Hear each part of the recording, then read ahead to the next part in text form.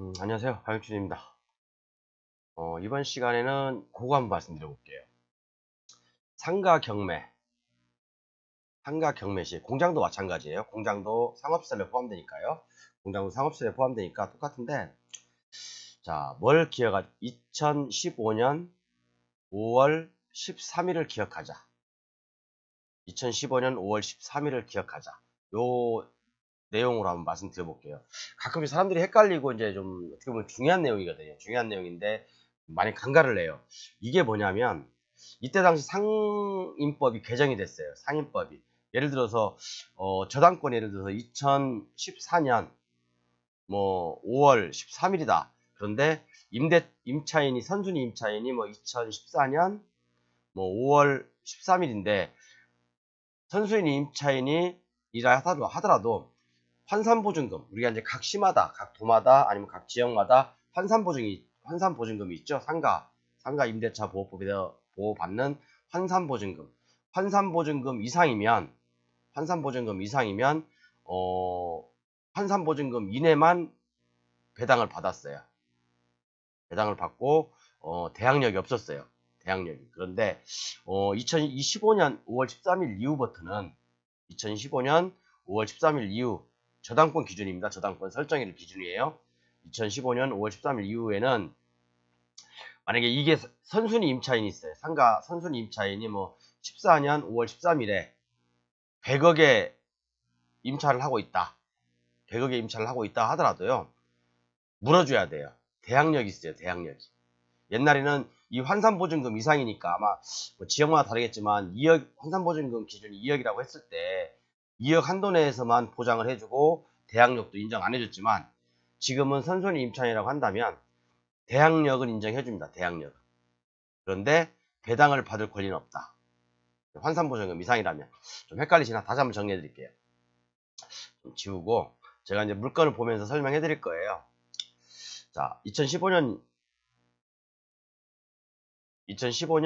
이후부터 2015년 뭐 16년 17년 상관없습니다. 이 이후에 저당권이 설정됐고 선순위 임차인이 있다고 한다면 옛날에는요 환산보증금을 기준으로 해서 환산보증금을 초과하게 되면 보증금을 초과하게 되면 대항력도 없었고 배당도 환산보증금 이내만 배당을 해줬어요. 그런데 2015년 이후부터는 만약에 뭐 환산보증금을 초과해서 뭐 100억이라 하더라도 임대차 보증금이 여기 임차인이 선순위가요 100억이라 하더라도 대항력을 인정해줍니다. 대항력. 그러니까 낙찰자가 인수를 해야 되는 거죠. 그죠? 이렇게 법이 바뀌었으니까 한번 제가 제 교재를 먼저 볼까? 원래 사실은 물건을 먼저 볼게요. 이 물건은 조금 제가 보고 있는 물건인데 송도에 있어요. 송도에 있는데 뭐 평수는 작아요. 건물 평수는 작은데 감정이 4억 4천이 돼가지고 지금 3억까지 떨어졌어요. 3억까지 떨어졌는데 어떤 물건인지 볼게요.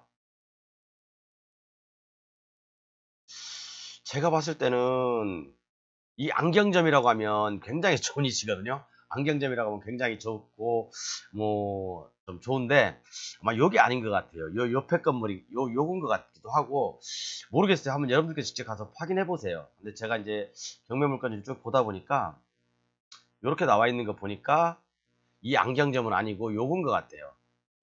요건 것 같은데 10평.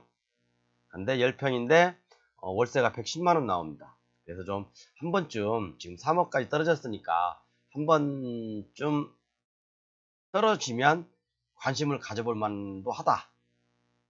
만약에 이제 이 근처에 그 상권도 조사해 보셔야 되겠죠. 임대가 잘 되는지 안 되는지도 확인해 보셔야 되고, 만약에 이제 월세 인상이 가능한지 그것도 한번 타진해 보시고, 한 130만 받는다 하더라도 뭐 3억에 낙찰 받는 것은 뭐 괜찮은 것 같아요.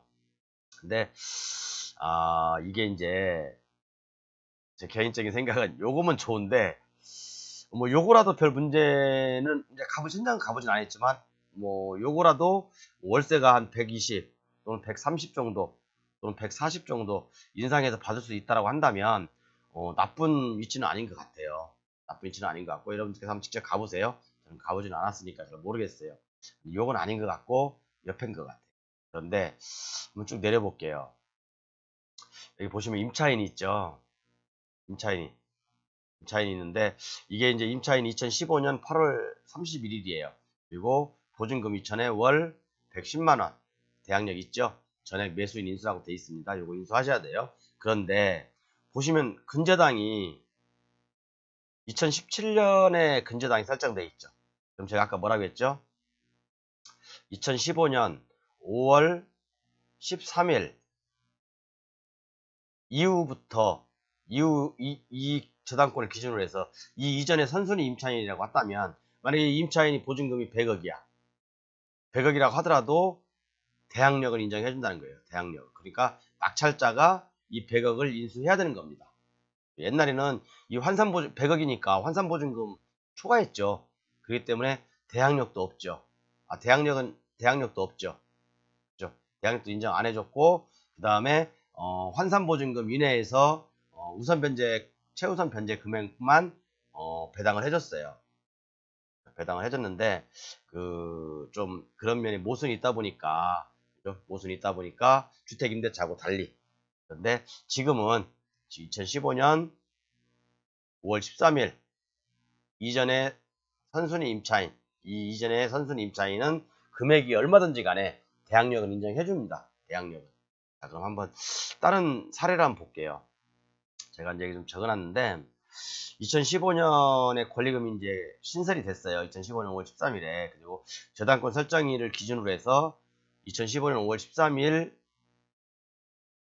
이전에 임차인은 대항력을 인정해 줍니다. 그리고 19에 7200번 한 물건을 볼게요. 이게 이제 이번에 낙찰된 건데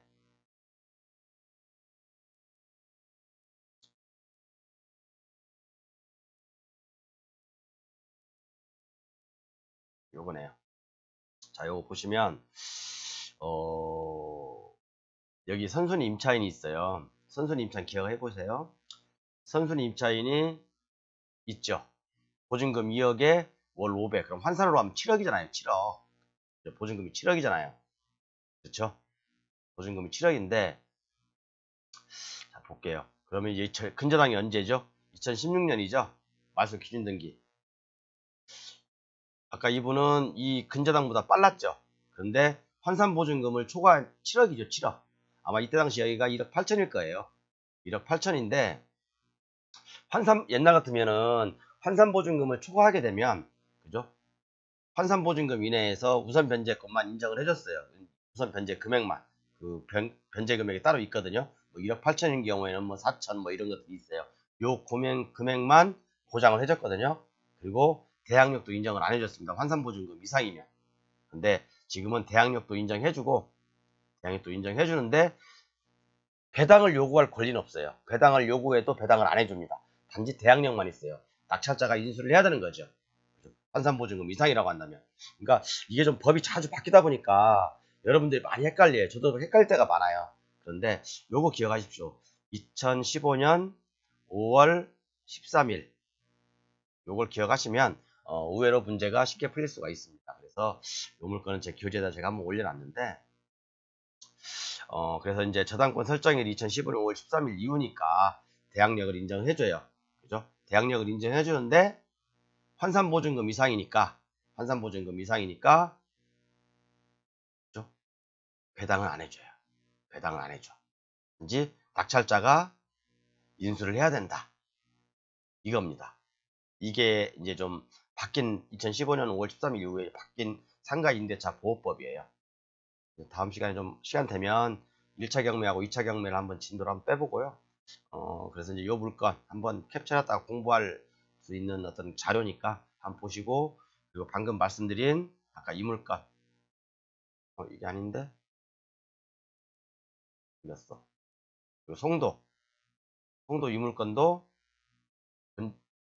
근저당이 2017년이 됐죠. 여기 2017년이니까 2015년 5월 13일보다 후회됐죠. 그리고 선순위 임차인이 있고 선순위 임차인도 인수 그죠? 대항력도 있고 그죠? 인수. 만약에 선순위 임차인이 이때 이런 경우는 배당력을 했다면 배당을 단지 해줘야 되겠죠. 그죠? 아까 같은 경우 7억은 환산보증을 초과하기 때문에 배당을 안 해줍니다.